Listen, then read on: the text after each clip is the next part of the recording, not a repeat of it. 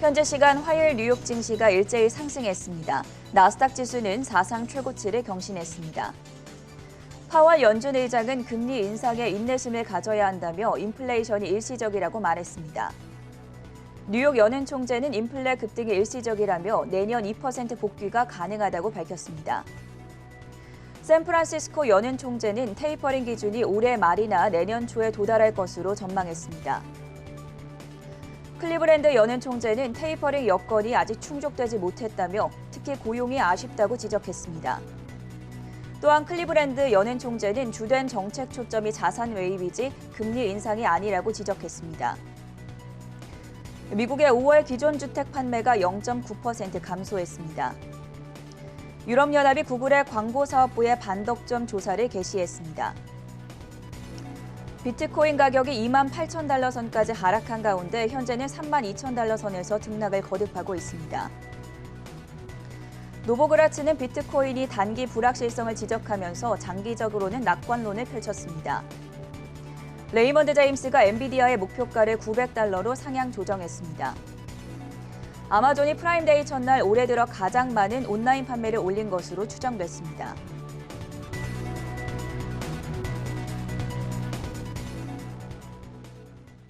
네, 시청자 여러분 안녕하십니까? 수요일 아침 글로벌 이슈 투데이의 전세원입니다. 현지 시간 화요일 뉴욕 증시 어제에 이어서 3대 지수가 이틀 연속 상승했습니다. 오늘은 특히나 나스닥 지수가 사상 최고치를 경신했고 S&P 500 지수 역시 최고치 부근에 근접해 있는 상황인데요. 자세한 글로벌 마감 시황 먼저 박고은 외신캐스터가 준비하고 있습니다.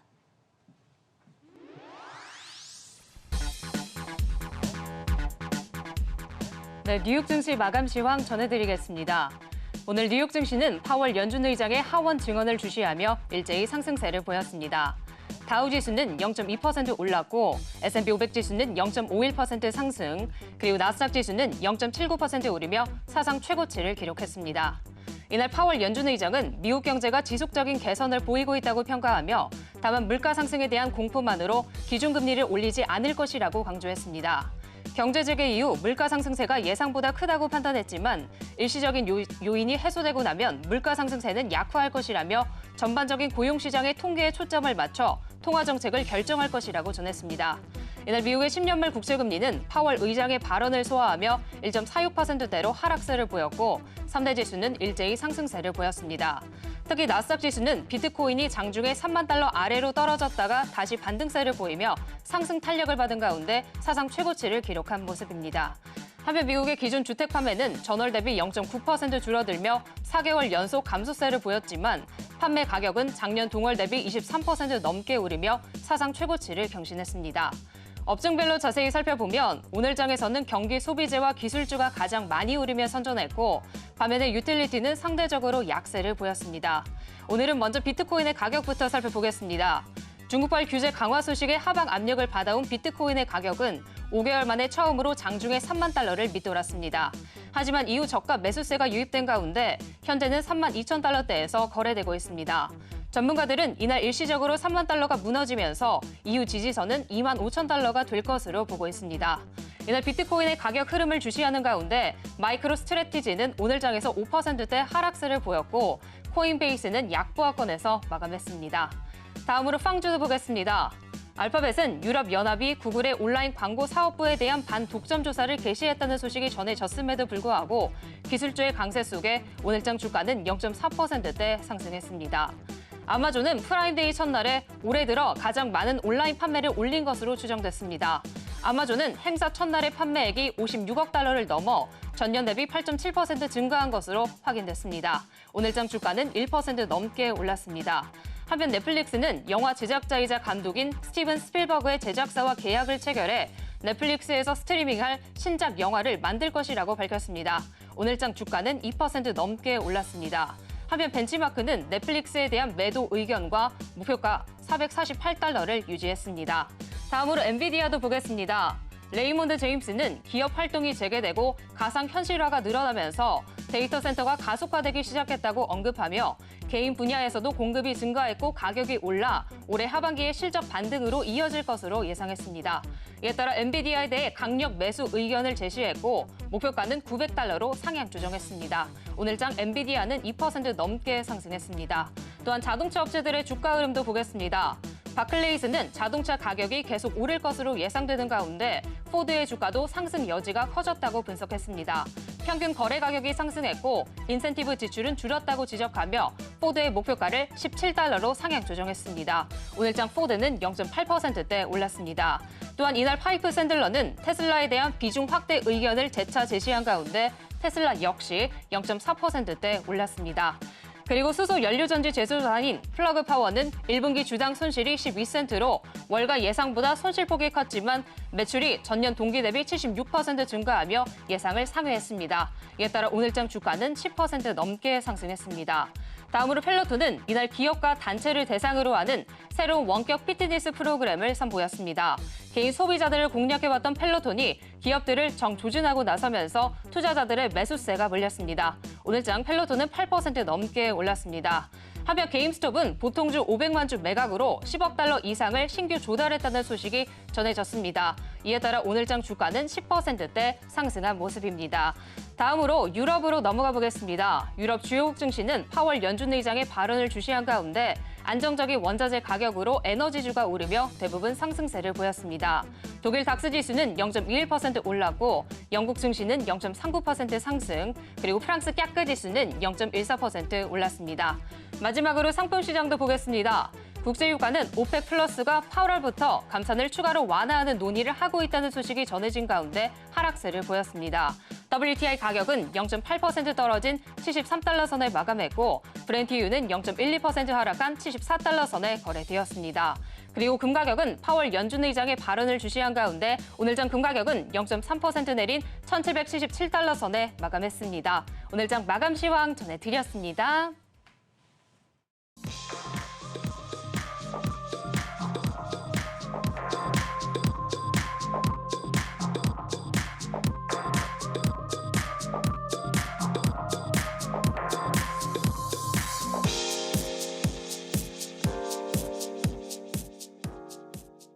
세계 각국의 이슈로 투자자의 든든한 하루를 보장해드리는 글로벌 이슈 투데이 시간입니다. 수요일 첫 번째 뉴스 바로 체크해 보겠습니다. 오늘 파월 연준 의장이 하원 특별 코로나 바이러스 소위원회 증언을 가졌습니다. 여기에서 인플레이션 관련한 언급을 내놨고 아직은 일시적이다라고 밝히면서 오늘 증시 상승 동력을 제공했는데요. 강다은 캐스터, 먼저 첫 번째 소식 구체적으로 어떤 발언들이 나왔습니까? 네, 시장을 조금 안정시키려는 발언이 나왔습니다. 만약 인플레이션이 너무 높은 상태가 지속될 경우 행동에 나설 것이라며 인플레이션이 가급적 2% 근처에서 유지되도록 강력하게 적극적으로 노력할 것이라고 말했습니다. 파월 의장은 연준이 단지 인플레이션 우려만으로 기준금리를 빠르게 인상하지는 않을 것이라고 했고요. 경제를 다시 재개하는 이례적인 상황에서 연준은 경제 데이터에서 신호를 끌어내는 능력에 대해 매우 겸손해져야 한다고 밝혔습니다. 파월 의장은 인플레 과잉 상승은 경기 재개에 직접적인 영향을 받는 중고차나 트럭 같은 곳에서 비롯됐다는 입장입니다. 파월은 이런 것들은 상승을 멈추고 결국은 하락하기 시작할 것이라고 짚었습니다. 또 파월 의장은 결국 물가가 내려갈 것이라는 자신감을 갖고 있지만 혹여 인플레이션이 예상보다 더 지속되더라도 이때는 도구를 사용할 준비가 돼 있다고 밝혔습니다. 그리고 고용 문제에 대해 파월도 입장을 밝혔는데요.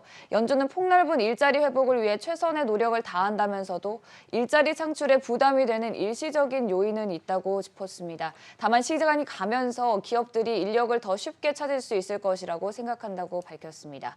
파월은 연준이 고용시장 상황을 주시하고 있다면서 연준은 단순히 비고용자 수만을 바라보지 않는다.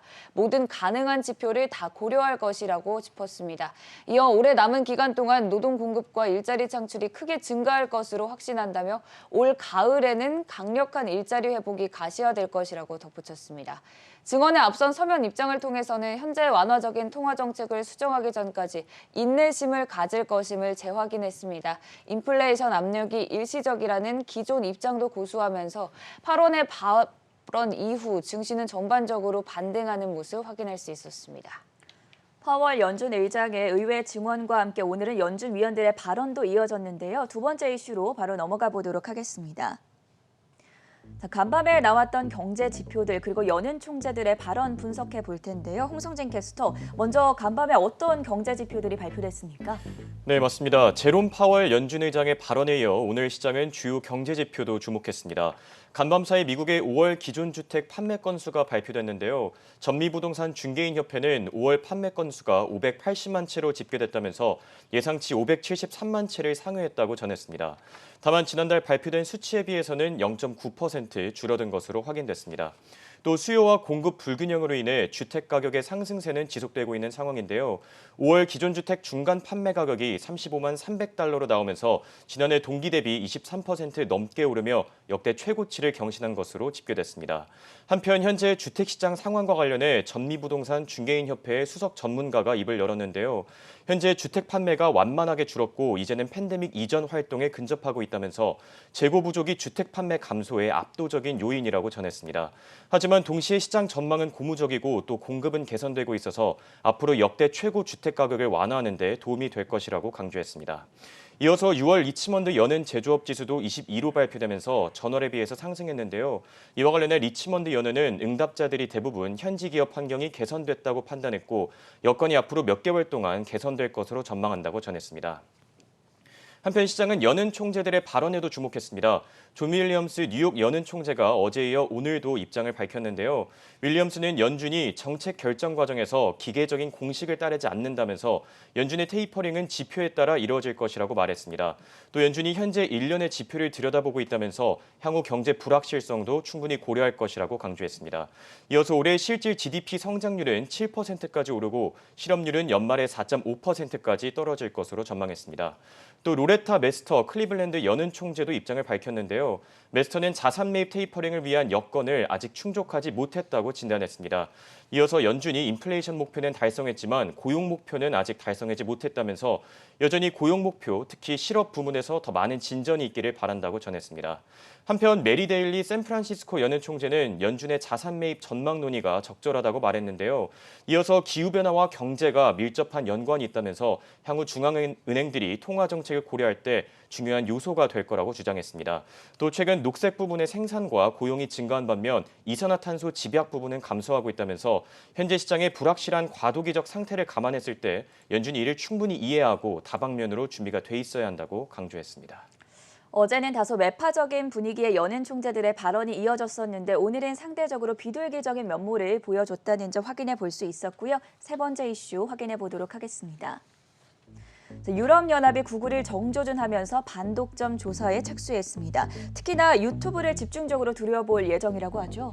네, 전반적으로 유럽 시장에서 구글을 강력하게 규제하려는 모습입니다. 마르게리타 베스타게르 EU 집행위원이 구글은 맞춤 광고를 위해서 데이터를 수집한다며 구글이 온라인 디스플레이 광고 공급망의 전 분야에 관여하고 있다고 봤습니다. 특히 구글이 모바일 광고 기술 전반을 제공하는 이른바 에드테크 스택에서 라이벌 온라인 광고 서비스들이 경쟁하기 더 어렵게 만들고 있는 것은 아닌지 우려한다며 반독점 광고를 시사하기도 했는데요.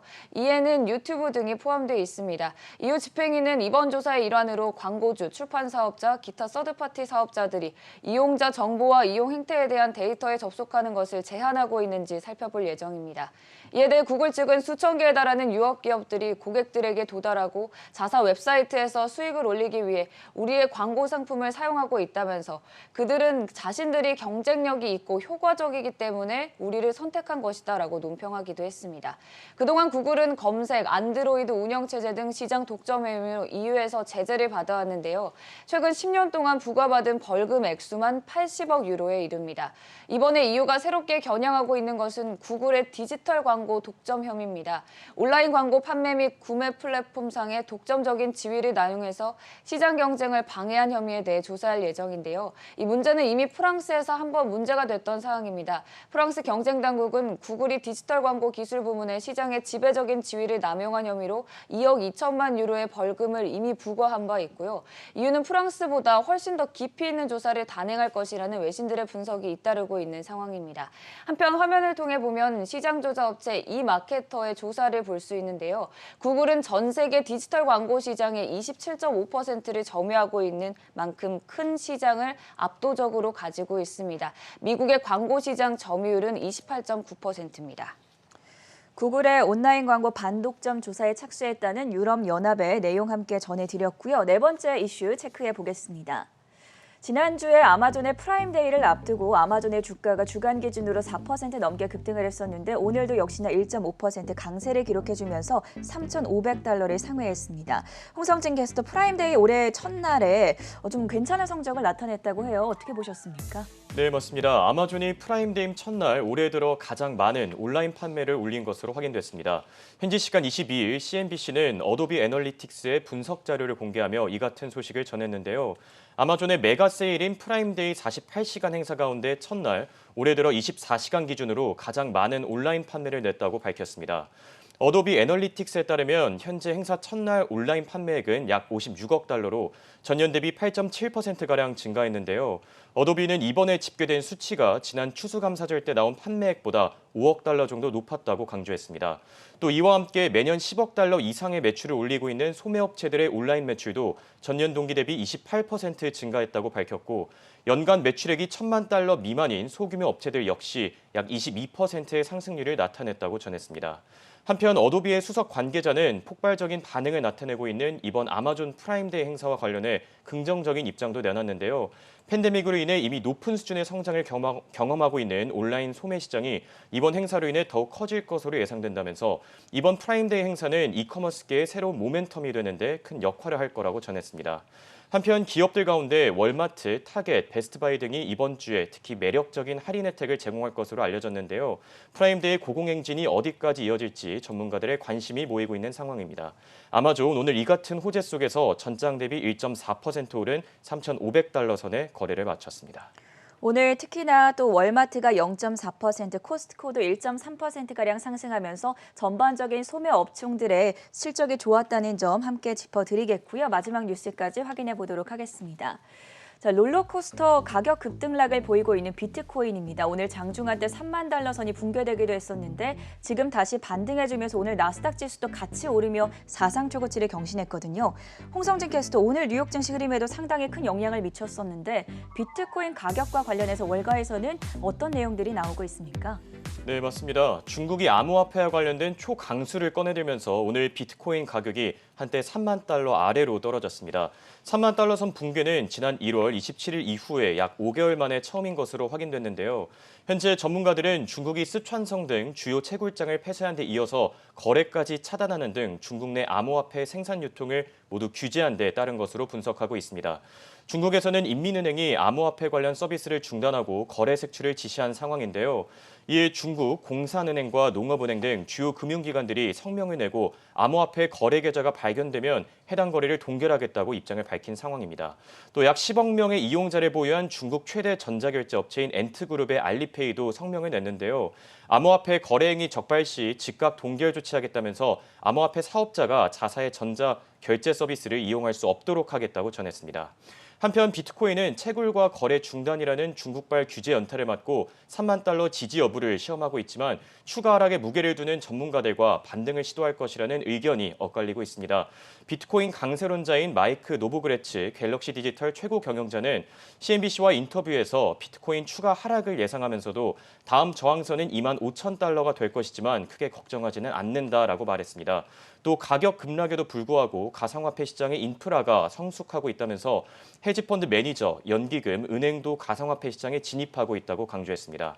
한편 밀러터박 자산운용의 수석 시장 전략가는 블룸버그 통신에서 3만 달러 선이 깨짐으로써 많은 시장 참가자들이 수건을 던질 계기가 만들어질 것이라면서 비트코인의 단기적 하락세가 불가피할 것으로 예상했습니다.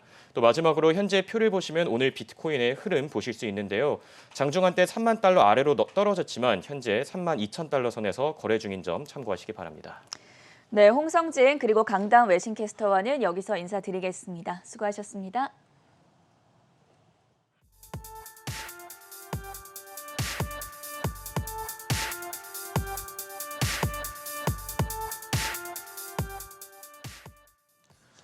네, 오늘은 뱅크 오브 아메리카가 선정한 하반기 주목할 만한 기술주 4개 종목에 대해 살펴보겠습니다. 올해 상반기는 기술주에 있어서 암흑기였지만 뱅크 오브 아메리카는 하반기에 일부 기술주들이 다시 반등할 것이라고 내다봤는데요.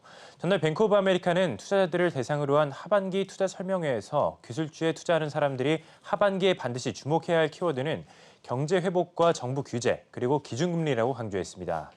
올해 상반기 기술주의 성적은 기대에 못 미쳤습니다. 올해 나스닥 지수의 상승률은 S&P 500 지수에 비해 한참 뒤처졌고 대표 기술주 ETF인 나스닥 QQQ 역시 지난해 대비 9%가량 하락했는데요. 특히 지난주 연준의 FOMC 회의에서 나온 기준금리 인상 가능성도 기술주의 악재가 되고 있습니다. 하지만 뱅크 오브 아메리카는 이런 악조건 속에서도 하반기에 기대해 볼 만한 몇몇 기술주들을 선정했는데요. 먼저 팡주 중에서 2가지를 꼽았습니다. 첫 번째는 구글인데요. 뱅크 오브 아메리카는 포스트 코로나 시대의 경제 회복이 구글의 잠재적인 이익을 극대화할 것이라고 전망했습니다. 경기 회복으로 소비 심리가 회복되고 기업 경기가 살아나면 구글의 광고 수익이 늘어날 것이라는 설명인데요. 뱅크 오브 아메리카는 이미 올해에만 40% 가까이 오른 구글의 목표가를 2,755달러로 제시했습니다. 두 번째는 아마존인데요. 목표 주가를 4,360달러로 제시했습니다. 뱅크 오브 아메리카는 아마존이 세계 최대 전자상거래 기업인 만큼 하반기 소비 심리가 살아나면 큰 수혜를 받을 수 있을 것이라고 평가했습니다. 마지막으로 파이버와 브이룸을 선정했습니다. 뱅크 오브 아메리카는 하반기 들어 기업들의 인력난이 심각해질 것이라며 프리랜서 중개 플랫폼인 파이버가 수혜를 볼 것이라고 내다봤는데요. 이미 항공사들은 여행 수요가 급증하고 있지만 이에 비해 직원이 부족해서 항공편을 취소하는 사태가 발생할 정도로 극심한 인력난에 시달리고 있습니다. 그리고 중고차 거래업체 브이룸은 차량용 반도체 부족으로 자동차 공급이 줄어들면서 수혜를 받을 것으로 기대되고 있습니다. 이 밖에 뱅크 오브 아메리카는 호텔 예약 플랫폼 부킹홀딩스와 익스피디아 역시 경기 재개 수혜주로 꼽았습니다. 이렇게 이번 여름이 기대되는 4가지 기술주에 대해 살펴봤고요. 계속해서 다음 이슈는 전간 캐스터가 전해드리겠습니다. 오늘은 US 뉴스에서 소개하는 ETF들을 알아봅니다.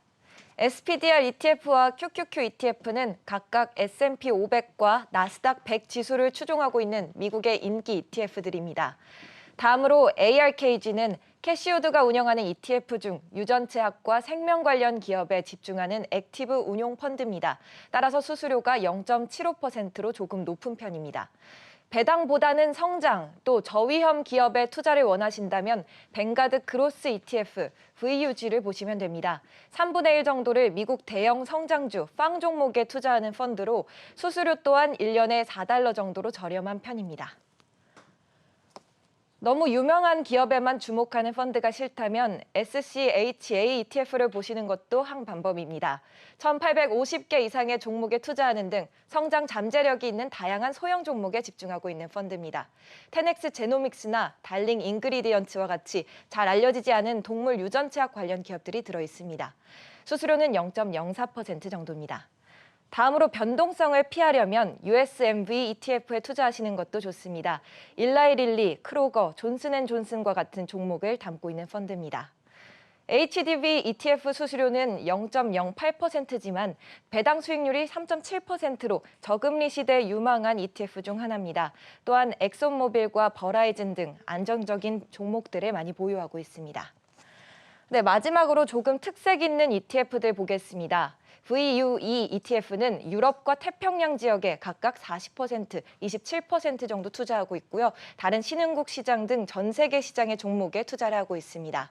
VWO ETF는 비슷하게 신흥 시장에 투자를 하고 있지만 중국과 브라질, 대만, 남아공 등 성장 잠재력을 가진 국가에 더 집중을 하고 있습니다.